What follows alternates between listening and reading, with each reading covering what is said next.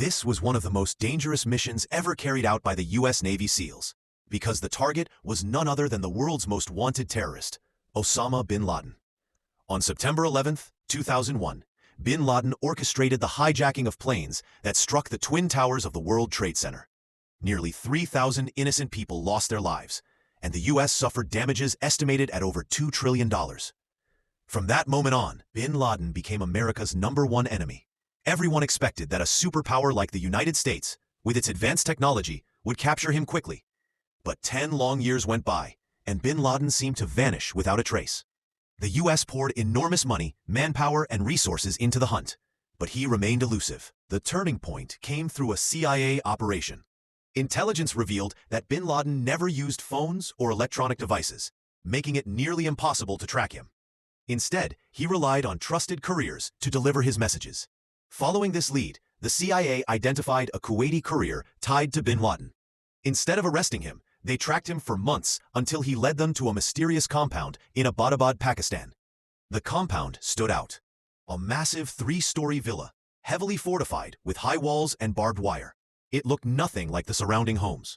The CIA became convinced this had to be bin Laden's hideout.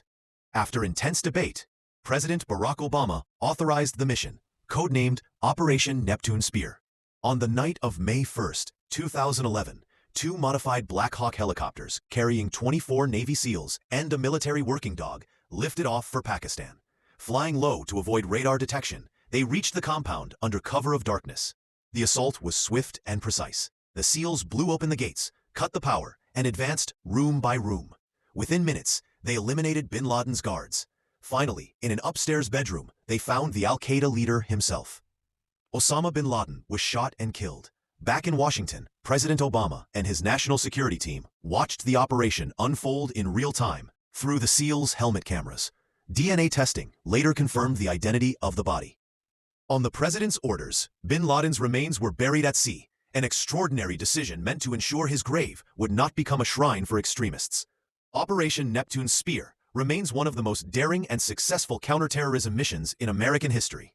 It brought long-awaited justice to the victims of 9/11 and sent a clear message: the United States will never stop pursuing those who threaten its people. For the Navy SEALs, it was a mission that demanded precision, secrecy, and courage. For America, it was the end of a decade-long hunt for the man who masterminded the deadliest terrorist attack on U.S. soil.